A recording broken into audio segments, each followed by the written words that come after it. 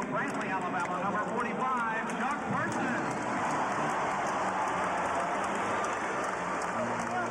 At center, a 6'7" sophomore from Birmingham, Alabama, number 40, Jeff Moore.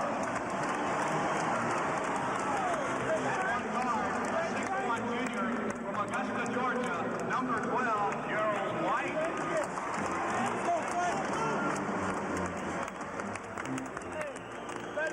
And at the other guard, a 6'4" junior from Kissimmee, Florida, number 15, Frank Ford. Such high expectation, unmatched in the not-so-storied history of Auburn basketball. And why not? This was the same team that reached the Final 16 a year ago, falling to North Carolina, but only after a thrilling comeback that fell just short. Every starter returned. Understandably, they were picked to win the SEC. Their top 10 rating in the first wire service polls seemed deserved. But it all ended quickly at the Hartford Civic Center. Round one of the Big Apple NIT. West Virginia ripped the Tigers 75-58. Auburn shot only 41% from the field and was out-rebounded. Frank Ford's 21 points was one of the few positives.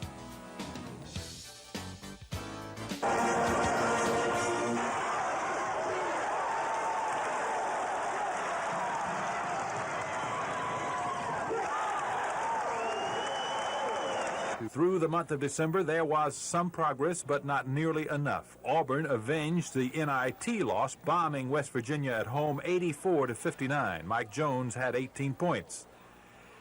But there was another sound drubbing at Bowling Green, Kentucky. Western Kentucky manhandled Auburn, out-rebounding them 32-28 in a 13-point victory. And 3 days later, again on the road in the Birmingham Civic Center, the Tigers were still struggling. Sonny Smith's plan to toughen his team on the road was not working. UAB pulled away in the late going and won this game 62-56. The long road grew even longer after a last-second two-point loss to Southwestern Louisiana at Lafayette. As Christmas approached, things improved a bit. Auburn won the Red Lobster Classic in Orlando, beating a very good Boston College team in the finals. They came home 6-4 in the pre-conference schedule.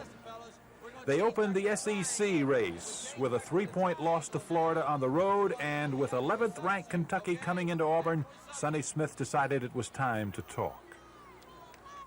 I told him I didn't want to be associated with the team I was associating with now. I wanted to associate with the team that I came back for. I was not associating with the same group of people. And it's very important to me. I never came back to Auburn for the reasons that everybody wrote. I came back because of those people sitting in that room. I haven't seen those people in about 3 weeks. He saw them last night. The team that had been ranked in the preseason but had slipped to a 6-5 record lashed out at the Cats. Their fierce zone defenses completely denied Kentucky's Kenny Walker the ball inside in the first 10 minutes of the game, allowing Auburn to build a lead that stretched to 16 points. Chuck Person went into one of those scoring trances when he just can't miss. And at 6'8", he's virtually unstoppable when he's on a roll. He scored 12 straight points during the run that led to Auburn's big lead. In the second half, with Person slowed by a back strain and Kentucky beginning to solve the Auburn zone, the lead began to evaporate. At 1:23, Auburn led by just 2. That's when Gerald White, who made so many clutch free throws in the SEC tournament last year, went to the line and calmly pumped in a 1-and-1. Jeff Moore did the same a few moments later, and Auburn beat the 11th-ranked Cats 60-56. Could you have played defense any better the first 10 minutes of the game? No, not at all. We've been lacking about the last 2 or 3 weeks, and we just made our minds up that we was going to come out and get with it. And we started doing everything. Guys was taking charges and getting hands on balls, deflecting balls, and I think we intimidated them a little bit. And introduce me to your running mate there. This is Karen Howard from Southwest Macon, better known as Crow. Crow, huh? Crow, you had a great night, didn't you? Yes, sir. I played good tonight, and I've been playing good the last couple games. And tonight, I just owed it all to the fellas, and I think we back on track now. No one knew it at the time, but it would be Kentucky's only conference loss. The eye of the Tiger was returning. 4 days later, Tennessee learned a lesson. No longer could you shut down Chuck Person and shut down Auburn. The Tennessee Vols put one man on Person and zoned the rest of the court most of the night. It was effective. Person made just 2 field goals in the first half, one of them a putback dunk to end the half. Chuck Person was a bit more effective in the second half, but ended the night with just 12 points, well under his average. Still, Auburn routed the Tennessee Vols by 18 points, and that's good news for Chuck Person. Yeah, that's great for us. When I can score 12 points and we win by 18, that's great. And maybe it'll stop teams from playing me boxing war, knowing that the other guys can get the shots in, though. We came out and had a great second half of basketball. We held their guards to 10 points, and I think we had a great team effort in the second half. Everyone came through for us. Mike Jones and Jeff Moore gave us a lift down the stretch. But could the Tigers win on the road? That question was answered at Starkville, Mississippi. Frank Ford went to war, hitting 9 of 11 shots and yanking 11 rebounds off the glass. Slowly, a close game turned into a runaway. Auburn whipped Mississippi State by 16. The 3-game win streak ended at Tuscaloosa, but on his basketball show, Sonny Smith said it was a game Auburn might have won. Yes, and only shot 38%. Missed layups, we missed wide open shots, and I'm sure some of that was attributed to Alabama's defense, but just the fact that our club won 3 games last week shooting the ball as poor as we are, it kind of amazes me. Although Alabama outshot and out-rebounded Auburn, the Tigers' trapping defense kept them in the game. Alabama turned the ball over several times in the final 5 minutes, but rarely could Auburn turn the Bama mistakes into field goals at the other end. Each time the Tigers closed to within 2, either Jim Farmer or Terry Connor stepped forward to answer and build the lead back to 4. In the final 3 seconds, Connor's 2 pressure-packed free throws iced it for Alabama. The win moves the Tide into a 6-way tie with Auburn and 4 other teams for second place currently in the SEC standings. The Tigers returned to Auburn and ran Georgia off the Coliseum floor. It was Jeff Moore's night, 21 points, 16 of them in the first half, when Auburn stuffed the Dogs 43-26. At Oxford, shooting brilliantly, 30 of 52 from the floor, Auburn picked up its second conference road win. Auburn had an unscheduled layoff for 7 days because some LSU players, John Williams in particular, came down with the chicken pox. Coach Dale Brown was successful in getting the Auburn-LSU game postponed. The layoff didn't seem to hurt. After trailing Vanderbilt early, the Tigers reeled off a 17-2 run. Auburn was headed for its biggest scoring night of the year. Johnny Lynn was off the bench for 11 points. The Tigers routed Vanderbilt 97-70 to improve their record to 6 wins and 2 losses in the SEC.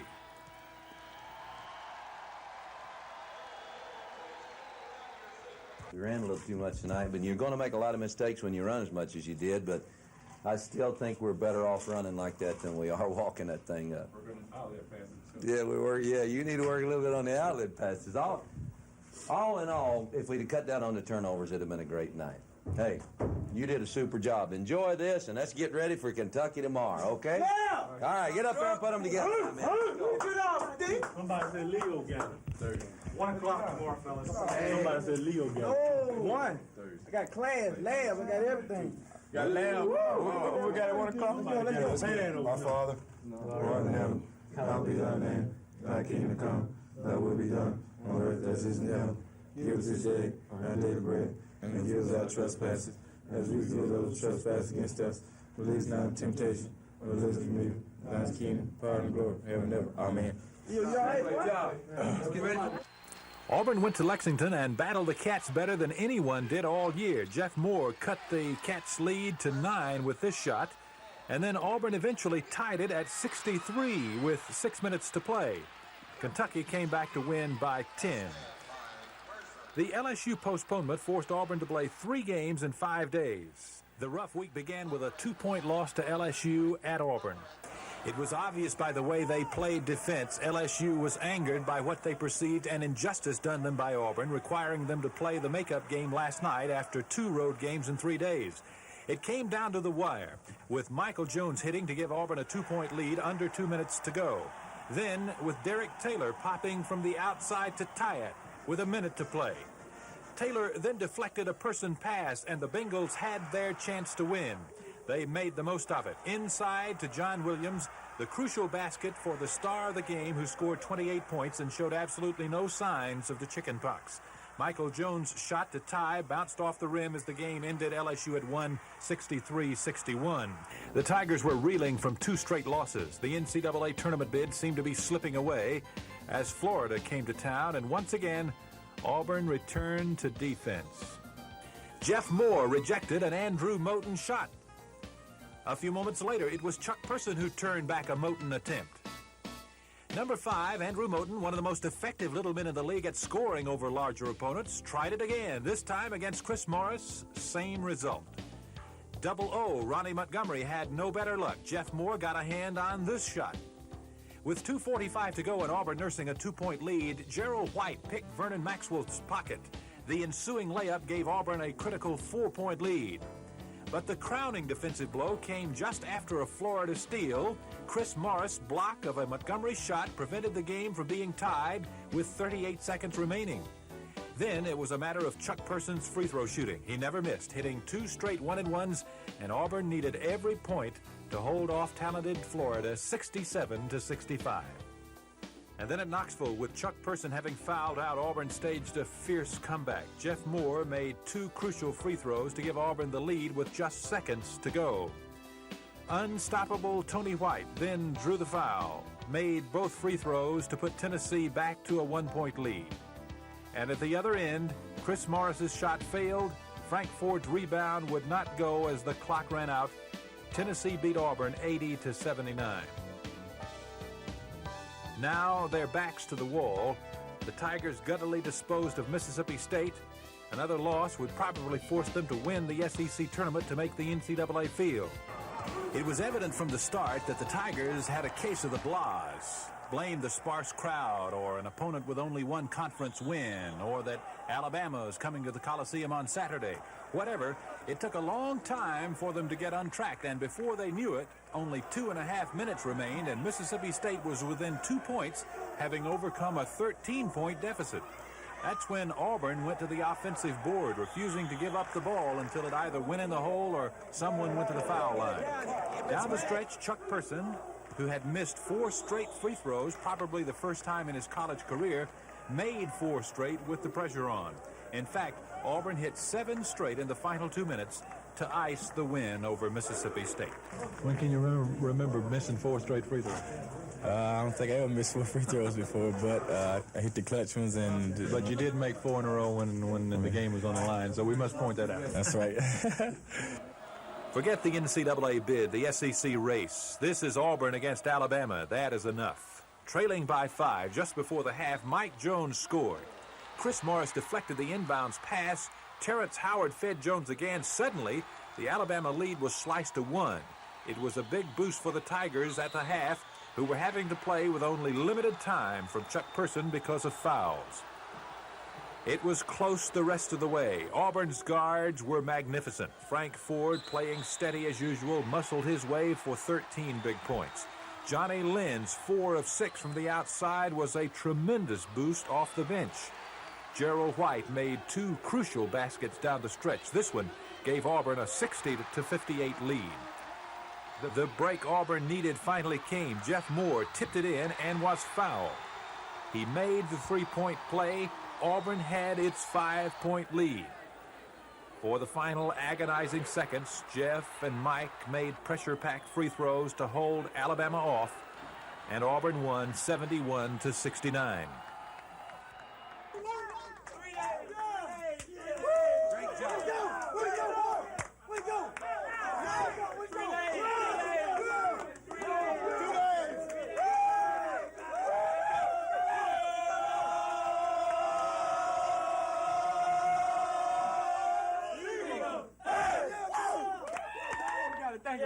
I tell you one thing. You did a wonderful job. You did a great job. You did things you had to do to win. Hit those free throws, and bless your heart, you're back in the race. Let's win that. Hallowed be thy name, thy kingdom come, thy will be done, on earth as it is in heaven. It's starting to come now, isn't it? Yeah, it really is. Getting comfortable out there? More comfortable. Feel like you belong? More and more every day. You know. All right. Great going. It was great to beat Alabama, isn't it? Oh man, that's probably the biggest win we had here since the SEC tournament. Looking down the road, you did it without Chuck too. Oh yeah, come to think of it, we did do it without Chuck. When Chuck was there, he was still there, and the guys pulled together. We stuck together. They fouled us. Everybody else made their free throws. I did, you know. But well, you made a few. Yeah, I made a few against Alabama once before, so you know. But everybody cashed in on the free throws at the end, and we played a great game. Played defense real well. In the last 2 minutes against Alabama, sitting from the sideline. Different, I can say. The team really played well. Johnny Lynn came in and played an excellent game. We hit our free throws well down the end. I can't say enough about Michael Jones. I think he's a difference in the game tonight. 4 days later, things were going well in Athens. Auburn had an 8-point lead with 50 seconds on the clock, but then Willie Anderson drove the lane to cut it to 6. Auburn missed a free throw, and David Dunn followed a missed shot at the other end to make it a 4-point game. The Tigers then forgot how to inbound the ball. This miscue finally resulted in a Georgia score by Horace McMillan. Suddenly, with 6 seconds on the clock, Auburn's lead was only 2. Again, pressuring the inbounds, Donald Hartree stole the ball, was fouled, went to the line, made both free throws, sending the game to overtime.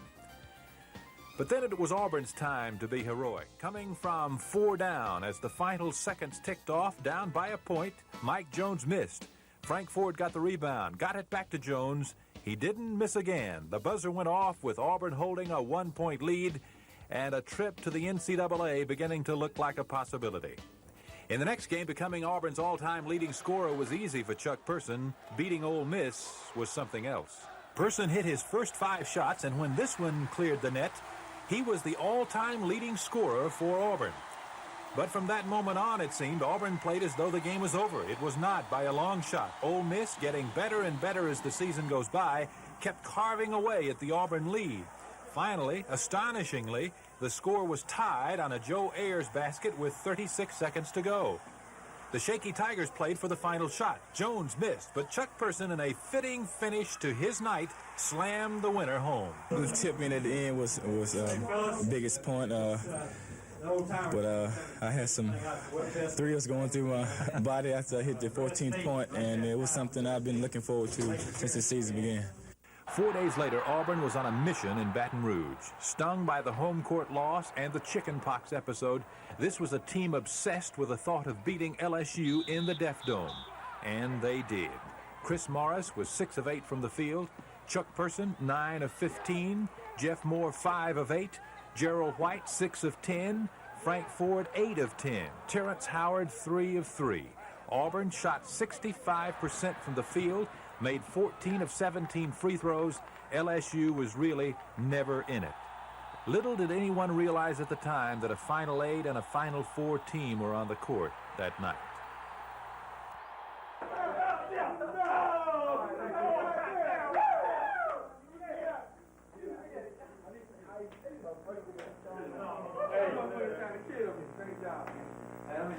We going to the NCAA. How about the chicken pox? Hey, maybe. We still ain't there.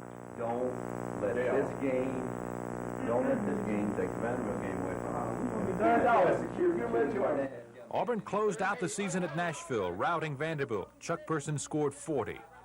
And then came the SEC tournament at Rupp Arena. Tonight, the Auburn Tigers found a team much like themselves a year ago, a team that just tried to get their coach one more game, and they succeeded. They reminded me of where we went out last year after our coach resigned. They went out there with nothing to lose and just gave the great effort and just won the ball game. In the final analysis, Auburn could not get inside to score, and they could not stop State's Raymond Brown and Chauncey Robinson, who combined for 47 of State's 65 points. That's the same team that won this tournament last year. Same 5 guys. Got a real good freshman named Jones that comes in and helps them now. And I'm very pleased and happy for our team. This kind of loss is kind of crushing to everybody. If you can't take it and build on it, it's probably the worst defeat we've had since we've been together as a group. we can't take it and build from it, then we're not much of a team. You know, we just didn't have a couple of breaks to go our way. That kind of, you know, really summed up our season. Now a long vigil begins for the Tigers. They will go home and wait for the NCAA computer to print out the 64 entrants in the NCAA tournament. They can only hope that they will be one of them. What do you do now? Wait around and watch the television set and see do we get the NCAA bid. LSU a few years ago had ended up second in a conference and had to stay home because they got beaten the first round like we did. So it is something we'll just have to wait and see, but I honestly think that we've done enough to go. Sonny was right. Early the next week, the Tigers found themselves on the way to the NCAA tournament for a third straight year, headed this time for Long Beach, California, and a first-round match in the West Regional with Arizona. Under 2 minutes remaining, 32-30, a chance for the tie. Chris Morris. Oh, what a play. Underneath, Jeff Moore, left-handed shot. Up, rebound taken by Gerald White. What a great move. Oh, Dillon not there. Cook tries to get the rebound. Auburn controls, and here come the Tigers. Mike Jones gets 2 more. Underneath, Chuck Person prowls the sidelines, gets the bounce pass, takes the shot, and cans it. Bert, you can't sit on a great player for too long. He's beginning to come out of that shell. Anthony Cook does. Person with a rebound. Gerald White back to Person. He can shoot it from anywhere.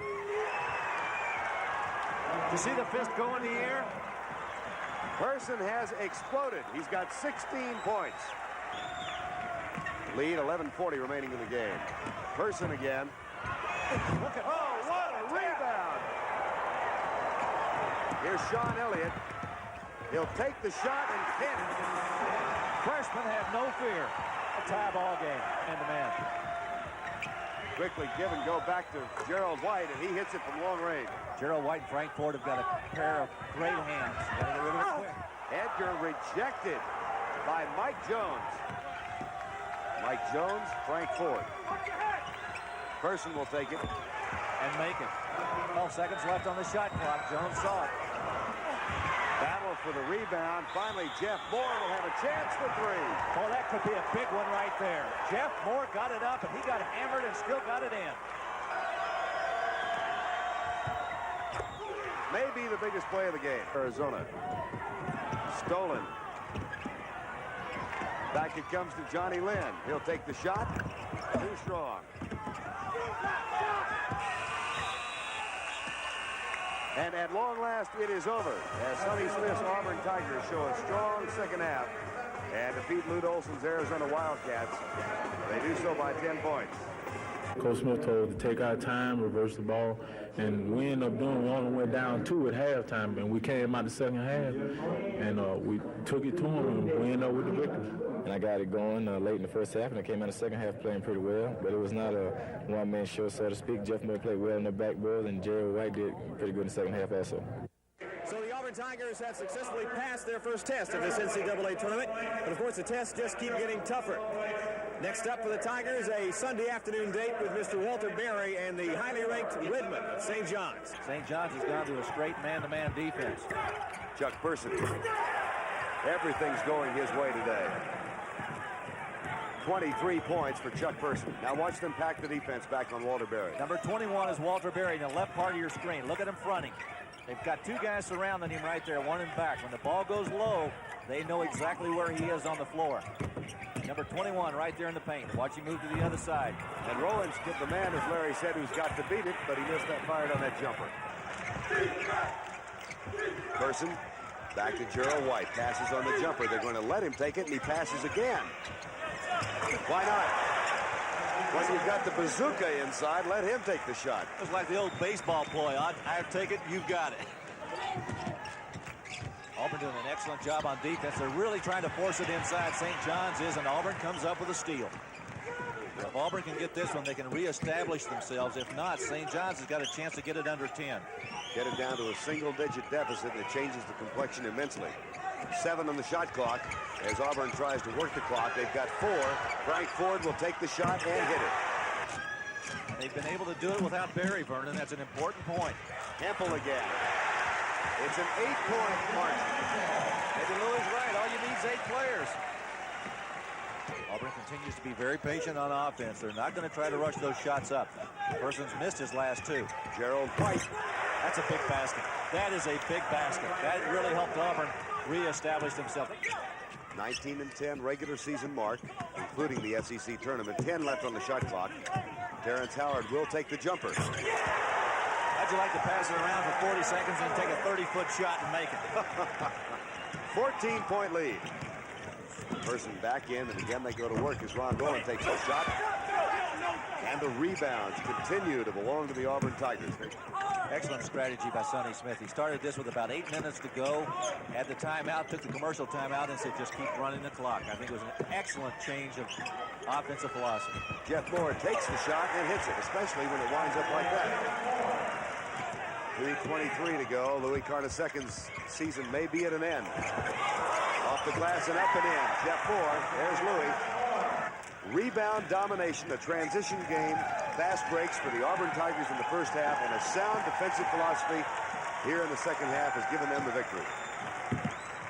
Auburn made the changes. They made the modifications when they had to on offense and defense, and that's one of the reasons, plus outstanding shooting. And a pretty good game plan put together by Sonny Smith. He's celebrating on the sidelines now.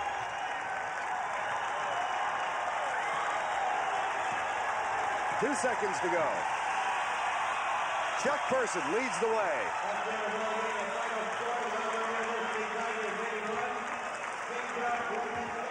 And a man of class, Walter the Truth Berry.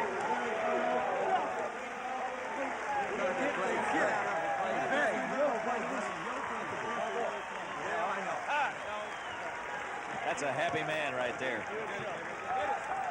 And well, he should be. Louis Carnesecca, there's a class act. One of the most benevolent and generous individuals you will ever meet in your life, Louis Carnesecca.